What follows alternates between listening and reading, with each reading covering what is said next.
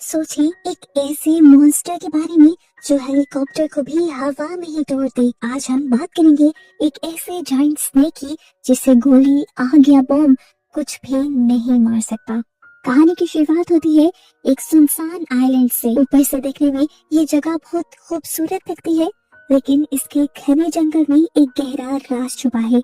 यहाँ कुछ भारी भरकम मिलिट्री ट्रक्स और हेलीकॉप्टर्स जंगल के बीच से गुजर रहे हैं। ये कन्वॉय लिन नाम की एक लड़की और उसके 2 असिस्टेंट को एक हाईटेक फैसिलिटी की तरफ ले जा रहे हैं। जैसे ही वो ट्रक्स कच्चे रास्ते से गुजरते हैं तो एक छोटा सा सांप ट्रक के टायर के नीचे आकर कुचला जाता है। ये दिखने में एक मामूली सा हादसा लगता है, लेकिन जैसे ही ट्रक आगे बढ़ता है वो मरा हुआ सांप अचानक हिलने लगता है और वापस जिंदा हो जाता है। और इस सीन से हमें पता चलता है कि इस आइलैंड पर कुछ तो बहुत ही अजीब और अननेचुरल हो रहा है। इसके बाद ये लोग अपनी डेस्टिनेशन तक पहुंच जाते हैं, एक बहुत ही बड़ा सीक्रेट रिसर्च सेंटर। यहाँ साइंटिस्ट सांपों पर खतरनाक जेनेटिक एक्सपेरिमेंट कर रहे हैं। लैब के अंदर टेंशन साफ महसूस हो रही है। इनका असिस्टेंट डरते हुए उसे बताता है कि उनका लेटेस्ट एक्सपेरिमेंट फिर से फेल हो गया है। वो वार्निंग देता है कि हमें इसे बंद कर देना चाहिए। अगर ये इलीगल रिसर्च ऐसे ही चलती रही तो बाहर की दुनिया को शक हो जाएगा और ये पूरा प्रोजेक्ट बंद कर दिया जाएगा। उनके पास वक्त बहुत कम है, लेकिन वहाँ का हेड साइंटिस्ट डॉक्टर क्यू अपनी जिद पर है कि वो किसी भी तरह इस प्रोजेक्ट को पूरा करेगा। वो इतना ज्यादा पागल हो चुका है कि किसी भी नुकसान की परवाह नहीं कर रहा। वो कहता है कि अब रुकने का मतलब होगा करोड़ों का नुकसान, इसीलिए वो किसी भी हाल में ये रिसर्च बंद नहीं करेगा। लैब के बाहर का नजारा किसी बुरे सपने से कम नहीं है। वहाँ साइंटिस्ट बड़े बड़े बॉक्सेस से हजारों छोटे छोटे जेनेटिकली मॉडिफाइड सांपों को एक गहरे गड्ढे में डाल रहे हैं, और ये सब देखते ही रोंगटे खड़े हो जाते हैं।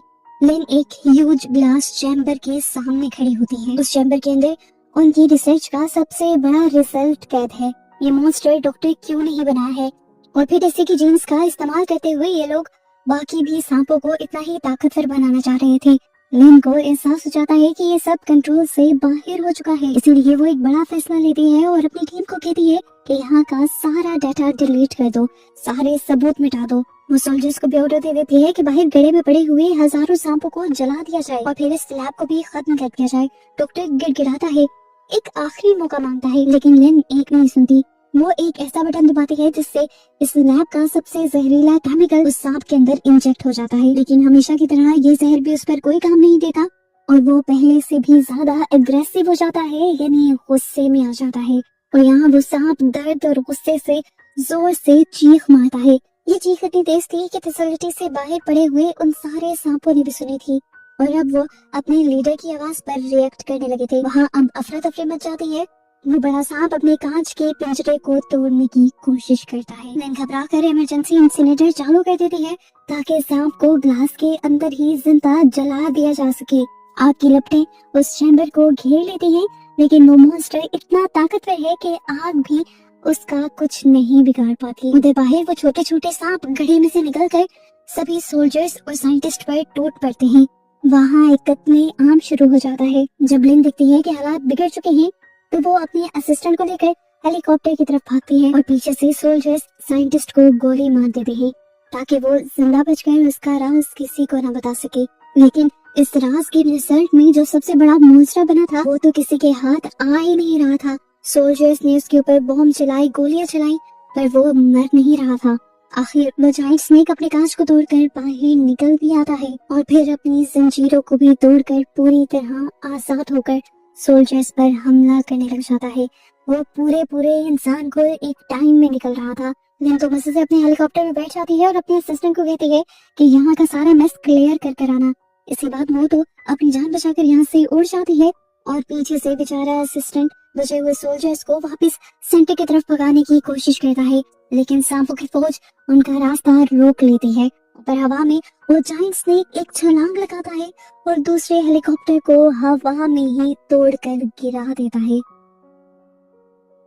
जमीन पर फंसे हुए असिस्टेंट को समझ आ जाता है कि वो इन सोल्जर्स के जरिए उस बड़े जाइंट मॉन्स्टर से नहीं लड़ सकते। अपने आप को बचाने के लिए वो लोग जंगल की तरफ भागते हैं। एक सोल्जर यहाँ से ट्रक लेकर भी भागने की कोशिश करता है, लेकिन बड़ा सांप उसका पीछा करता है और वो बड़ा ट्रक अपनी जान बचाने के चक्कर में पहाड़ से गिरकर तबाह हो जाता है। अब वो दोनों असिस्टेंट अपनी जान बचाकर जंगल में भाग रहे हैं और हमें दिखाया जाता है कि वो बड़ा सांप उनके पीछे पड़ गया है। वो उनके ऊपर हमला करता है और यहाँ पर एक लड़की बुरी तरह जख्मी हो जाती है। लड़का जो उसका पार्टनर है उसे बचाने के लिए अपनी जान की बाजी लगा देता है और एक चाकू से सांप की आंख पर वार करता है। दर्द के मारे सांप उस लड़की को दूर फेंक देता है। लड़की अपनी आखिरी सांसें लेती है और वहीं दम तोड़ देती है और लड़का ये सब देखकर टूट जाता है। लेकिन उस लड़के को तो रोने का भी वक्त नहीं मिलता। सांप वापस आता है और उस लड़की को भी मार देता है। दूसरी तरफ दो सोल्जर्स जो अपनी जान बचाने के लिए नदी की तरफ भागे थे, वो बोट के जरिए नदी में उतर भी जाते हैं, लेकिन वो जायंट स्नेक पानी में उनका भी पीछा करता है और उन्हें भी खा जाता है। और इस तरह कुछ देर में उस जायंट स्नेक ने, उस मॉन्स्टर ने ये पूरा आइलैंड खामोश कर दिया था। सीन कट होता है और कहानी अब कुछ साल आगे बढ़ती है। अब हम एक आलीशान क्रूज पर हैं जो समुद्र के बीच बहुत ही आराम से चल रही है। वहाँ पर सब कुछ नॉर्मल है, लोग पार्टी कर रहे हैं, म्यूजिक बज रहा है और सब खुश है। और इन्हीं सभी पैसेंजर्स के बीच हम अपने हीरो यन से भी मिलते हैं। दिखने में यन काफी स्मार्ट और फिट है और काफी तेज दिमाग का भी लगता है। वो नोटिस करता है कि कोई चुपके से उनकी फोटोज ले रहा है। यन उसे भी पकड़ लेता है और उससे पूछता है, तुम हमारी पिक्चर्स क्यों ले रही थी? तब ले बताते हैं कि वो एक मैगजीन के लिए काम करती है, लेकिन यन को उस पर शक था। वो उसका कैमरा पकड़ता है और सारी फोटोज डिलीट कर देता है। इस टाइम पर ली उससे कहती है, मैं जानती हूँ कि तुम किसे ढूंढ रहे हो। यन ये बात सुनकर हैरान तो होता है और इससे पहले कि वो इस बारे में कुछ सवाल जवाब कर पाता, एक अजीब सी थरथराहट शिप पर महसूस होती है। देखने को मिलता है कि हजारों सांप इस शिप की दीवारों पर रेंगते हुए ऊपर आ रहे हैं। देखते ही देखते वो पूरे डेक पर फैल जाते हैं। पार्टी का माहौल एकदम से चीखों पुकार में बदल जाता है। यन फौरन ही खतरे को भांप लेता है, वो ली को खींचता है और भागना शुरू कर देता है। भागते हुए वो एक क्रू मेंबर से पूछने की कोशिश करता है कि आखिर यहाँ पर क्या हो रहा है। इससे पहले कि वो कुछ बोल पाता, अंधेरे से वही जायंट स्नेक निकलता है और उस आदमी को निगल जाता है। ये वही मॉन्स्टर है जो उस आइलैंड पर था। इसे देखकर सब डर जाते हैं, लेकिन यन और ली होशियारी दिखाते हैं। जितने लोगों को वो बचा सकते थे उन्हें लेकर वो भागना शुरू कर देते हैं। यहाँ हर तरफ वही सांप ही सांप है जो उस आइलैंड पर साइंटिस्ट ने गड्ढे के अंदर गिरा दिए थे। यहाँ पर यन एक कुल्हाड़ी उठा लेता है उन सांपों को मारने के लिए और अपना रास्ता बनाते हुए आगे बढ़ता रहता है। वो लोग एक कॉरिडोर में पहुंचते हैं जहाँ वो देखते हैं कि एक अमीर आदमी ने अपने आप को एक वीआईपी रूम में बंद कर लिया है और बाहर सब लोग अपने आप को बचाने के लिए भीख मांग रहे हैं उससे और उसे दरवाजा खोलने को कह रहे हैं। पर वो अमीर आदमी किसी की नहीं सुनता और दरवाजा नहीं खोलता और इसके उस बुरे काम का अंजाम उससे फौरन ही मिल जाता है। छोटे छोटे सांप वेंटिलेशन डेक से उसके रूम के अंदर घुस जाते हैं और उसे काट खाते हैं। बाहर खड़े हुए लोगों को बस उसकी चीखें सुनाई देती हैं। यन सबको लेकर इंजन रूम की तरफ भागता है और वहाँ ये लोग एक ओल्ड मैन से मिलते हैं जो अपनी पोती को छुपाने की कोशिश कर रहा था और इन सारी चीजों से बचाने की कोशिश कर रहा था। यन उनकी भी मदद करने का फैसला कर लेता है। इस टाइम पर यन एक और चीज नोटिस करता है कि ये जितने भी सांप यहाँ पर हमला कर रहे हैं वो असल में देख नहीं सुनते, वो लोगों की आहट सुनकर उनकी तरफ बढ़ रहे हैं और उन पर हमला कर रहे हैं। और बस यही देखते हुए वो सबको इशारा कर देता है, बिल्कुल खामोश रहो। सब हिलना तक बंद कर देते हैं और मशीन्स के पीछे छुप जाते हैं। यहाँ तक कि उन लोगों ने तो अपनी सांसें तक रोक ली थी। और इसी दौरान वो बहुत बड़ा मॉन्स्टर स्नेक इस रूम के अंदर आ जाता है। वो इन लोगों के बहुत करीब आ जाता है और इन लोगों की आहट को महसूस करने की कोशिश करता है, लेकिन कोई भी जब नहीं बोलता तो वो बस यहाँ से जाने ही वाला था। पर उसी वक्त बदकिस्मती से एक लड़की का फोन बज गया और बस यहीं से सांप ने गुस्से में उस आवाज की तरफ हमला कर दिया और इस तरह लोग जान बचाकर अब ऊपर की तरफ भागने लगे और एक बड़े से इंडस्ट्रियल फ्रीजर में घुस गए। उनके अंदर जाते ही इस फ्रीजर का हैवी दरवाजा बंद हो गया और सांप इन तक पहुंचने के लिए उस दरवाजे के ऊपर जोर जोर से टक्कर मारता रहा, यहाँ तक कि उस मेटल के दरवाजे पर डंट पड़ गया, लेकिन दरवाजा नहीं टूटा और इस तरह फिलहाल के लिए इनकी जान बच गई। बाहर इन्होंने फील किया कि सब कुछ शांत हो चुका था। उन्हें लगा कि वहाँ से वो सांप जा चुका है, लेकिन अब मुसीबत एक और भी थी। ये लोग जहाँ पर थे वहाँ पर भी सेफ नहीं थे। यहाँ पर भी ठंड बहुत ज्यादा बढ़ चुकी है और अगर ज्यादा देर ये लोग यहाँ पर रहे तो मर जाएंगे। ये लोग सोच में पड़ जाते हैं कि इन्हें आखिर क्या करना चाहिए। तभी यन देखता है कि ग्रुप में एक लड़की को उसी सांप ने काट लिया है। इनके पास इस टाइम कोई दवाई नहीं थी और अगर उस लड़की को वक्त पर दवाई न मिलती तो वो जल्द ही मर जाता। ये लोग यहाँ पर फर्स्ट एड ढूंढने की भी कोशिश करते हैं पर यहाँ कुछ नहीं था। यन जानता है कि वो यहाँ पर हमेशा नहीं रह सकते। वो एक डेंजरस प्लान बनाता है कि वो बाहर जाकर सांप का ध्यान भटकाएगा ताकि बाकी लोग भाग सके। अचानक उसका दोस्त ज़ुहू उसे रोकता है। इससे पहले कि ये लोग कोई बात कर पाते हैं, वो लड़का जो जख्मी था वो जल्दी से दरवाजा खोलकर बाहर चला जाता है और भागने लग जाता है। उसकी आहट सुनकर सांप उसके पीछे पड़ जाता है और इन लोगों को भागने का मौका मिल जाता है। उस लड़की ने ऐसा इसलिए किया था ताकि इन सब की जान बचाई जा सके। वो खुद तो जानता था कि वो मरने वाला है। अपनी जान की कुर्बानी देकर वो सबको बचा रहा था। सब लोग जैसे ही यहाँ से निकलते हैं तो वो सांप को लेकर फ्रीजर के अंदर चला जाता है और दरवाजा बंद कर देता है। ये देखकर यन का दिल टूट जाता है और उसे बहुत गुस्सा आता है। बचे हुए लोग कैप्टन के ब्रिज की तरफ जाते हैं। ये लोग यहाँ आकर देखते हैं कि कैप्टन यहाँ पर मरे पड़े थे और शिप वहाँ पर रुकी हुई थी। शिप को तो किसी भी हाल में चलाना होगा। ये कहती है कि मुझे शिप चलाना आती है। वो जब शिप चलाने की कोशिश करते हैं तो इस शिप पर एक बहुत बड़ा धचका लगता है। बाहर से दिखाया जाता है कि असल में पानी के अंदर से वो जायंट स्नेक निकल आया था जिसके ऊपर एक्सपेरिमेंट किए जा रहे थे। ये इतना बड़ा था कि उसने पूरी शिप को अपने कब्जे में ले लिया। शिप के ऊपर लिपट गया वो और उसने फिर अपने बड़े से मुंह के करके शिप के डेक पर हमला किया। देखते हुए यन और ज़ुहू बाहर जाते हैं उसे रोकने के लिए, लेकिन वो मॉन्स्टर बहुत ही बड़ा, बहुत ही खतरनाक है। उसे देखकर यन को एहसास हो जाता है कि अब ये शिप नहीं बचेगा। वो ज़ुहू से कहता है कि सबको लाइफ बोट में बिठाओ। सब उसकी बात मानते हुए ऐसा करने लग जाते हैं, जबकि यन पीछे रहकर अपनी लाइफ को खतरे में डालकर इस पूरी शिप के ऊपर केरोसिन छिड़कने लग जाता है। वो डिसाइड करता है कि वो इस शिप को जला देगा। दूसरी तरफ ली और बाकी लोग लाइफ बोट में बैठकर पानी के अंदर उतर भी जाते हैं और ये लोग यहाँ पर यन का इंतजार कर रहे होते हैं इस उम्मीद में कि यन वहाँ पर बचा हुआ होगा और इस लाइफ बोट तक आएगा। लेकिन अचानक ही शिप के अंदर एक बहुत बड़ा धमाका होता है। आग लग जाती है और वो शिप जलने लग जाती है। एक मर्तबा के लिए तो इनकी उम्मीद टूटी, लेकिन फिर जब इन्होंने यन को पानी में से निकलते हुए देखा तो इनकी जान में जान आई। वो सच में यन ही था। आखिरी वक्त पर वो बोट में आने में कामयाब हो गया। सब उसे मिलकर बोट के अंदर खींचते हैं और वो यहाँ आते ही बेहोश हो जाता है। अगली सुबह इनकी बोट एक आइलैंड के किनारे पर पहुंच जाती है। सुबह होते ही यन को होश भी आ जाता है। बोट के सबको उठाता है और ये लोग इस आइलैंड के अंदर चले जाते हैं। लेकिन यहाँ आकर भी इनकी लाइफ आसान नहीं हुई थी। लाइफ के अंदर दोबारा एक डर और खौफ वापस आ गया था। एक मॉन्स्टर से तो बच कर आए थे, लेकिन यहाँ पे तो कई 100 मॉन्स्टर्स थे, ऐसे जायंट मॉन्स्टर जो इंसानों को खाते हैं। यहाँ पर एक लड़की का पाँव एक पत्थर से टकराता है और अचानक जमीन जोर जोर से हिलने लग जाती है। पता चलता है कि वो पत्थर नहीं थे, असल में बहुत ही बड़े और इंसानों को खाने वाले खौफनाक मॉन्स्टर्स थे जो उन पत्थरों के अंदर से खौफनाक तरीके से बाहर निकल आते हैं और उनमें से एक लड़की को तो निकल भी लेते हैं और बाकी लोग इन सब के ऊपर हमला करने की कोशिश करते हैं। यानी देखकर समझ जाता है कि ये मॉन्स्टर्स अंधे हैं, लेकिन खून की खुशबू से जाग जाते हैं। जिस लड़की का असल में उस पत्थर पर यानी इस मॉन्स्टर पर पाँव लगा था, वो उस टाइम जख्मी थी और उसी की खुशबू को सूंघते हुए ये सब जागे थे। उसे ये भी पता चल जाता है कि ये मॉन्स्टर सुन भी सकते हैं, इसीलिए वो सबको आहिस्ता आहिस्ता चलने को कहता है।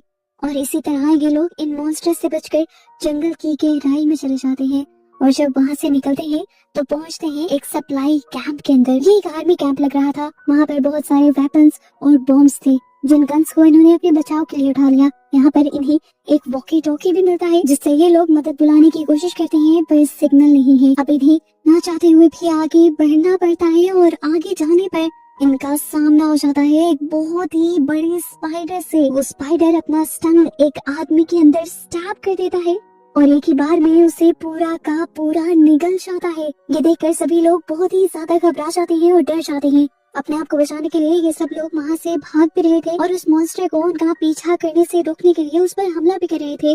बॉम्ब्स, गोलियां, हर तरह का तो हमला कर दिया था, पर वो मॉन्स्टर जो रुकने का नाम ही नहीं ले रहा था। आखिरकार ये लोग एक खुफिया बिल्डिंग के अंदर पहुंच जाते हैं। अपने आप को बचाने के लिए ये उस बिल्डिंग के अंदर चले गए और दिखाया गया कि ये वही रिसर्च सेंटर है जिसे मूवी के शुरुआत में दिखाया गया था। अंदर अंधेरा और धूल जमी हुई थी। दीवारों पर सांपों की तस्वीरें लगी हुई हैं और जमीन पर साइंटिस्ट की मरी गली सड़ी लाशें पड़ी हैं। अचानक से लैब की लाइट ऑन हो जाती है और यन हैरान हो जाता है कि आखिरकार ये लाइट किसने ऑन की। उन्हें तो अभी ये भी नहीं पता था कि यहाँ की लाइट्स ऑन करने के स्विचेस कहाँ हैं। अब उसे शक होने लगा था कि जरूर यहाँ पर कोई आदमी है जो उनके साथ ये खेल खेल रहा है। वो सबको ही शक की नजर से देखता है। फिर सब लोग यहाँ पर आराम करने का फैसला करते हैं और सो जाते हैं, लेकिन एक आदमी नहीं सोता। वो लैब में घूमने लग जाता है और हम फील करते हैं कि वो कुछ ढूंढने की कोशिश कर रहा है।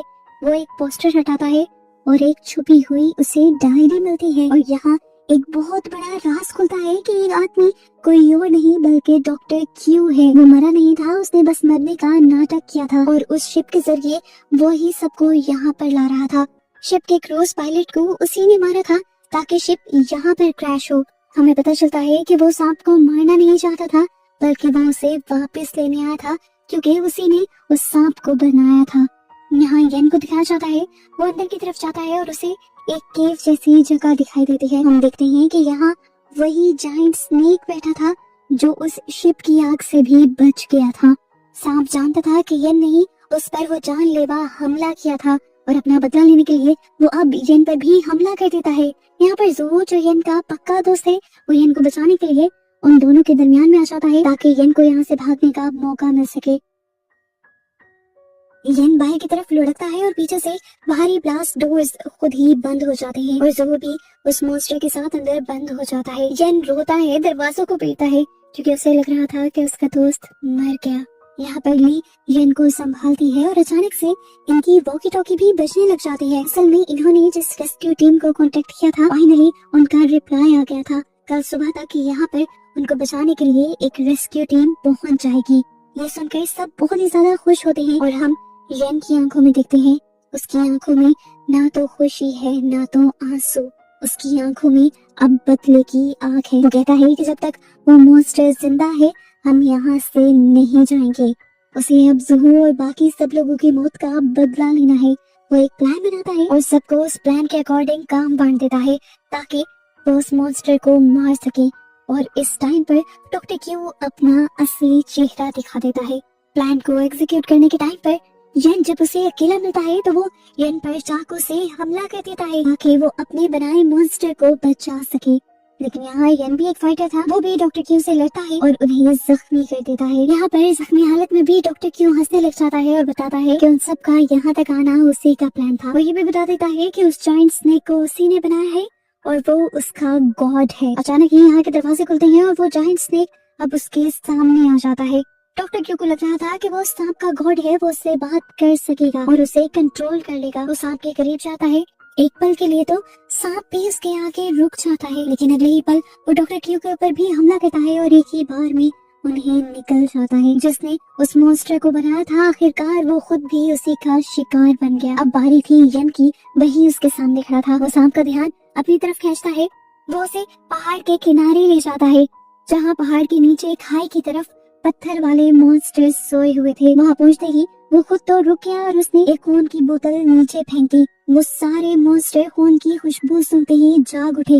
वो बड़ा सांप भी यहाँ येन के करीब आकर उसे खाने के लिए जैसे ही लपका तो येन ने उसे नीचे की तरफ धक्का दे दिया। वो सांप उन्हीं मॉन्स्टर के पास गिरा और उन मॉन्स्टर्स ने फौरन ही सांप पर हमला करना शुरू कर दिया। वो सांप उन मॉन्स्टर्स का आखिर शिकार बन गया। ये सारे हजारों मॉन्स्टर एकदम से ही उस सांप पर टूट पड़ते हैं। सांप दर्द में तड़पता है, चीखता है, अपने आप को बचाने की कोशिश करता है, पर आखिर उन मॉन्स्टर्स के आगे हार जाता है और आखिर यहीं पर उसकी गेम खत्म हो जाती है, यानी वो मर जाता है। आखिर बुराई खत्म हो जाती है और यहाँ मूवी के पोस्ट क्रेडिट सीन में हम अगली सुबह का सूरज निकलता हुआ देखते हैं। येन, ली और बचे हुए लोग समुद्र के किनारे खड़े हैं। दूर से उन्हें एक रेस्क्यू शिप आती दिखाई देती है, जिसे देखकर इन लोगों के अंदर जान वापस आ जाती है।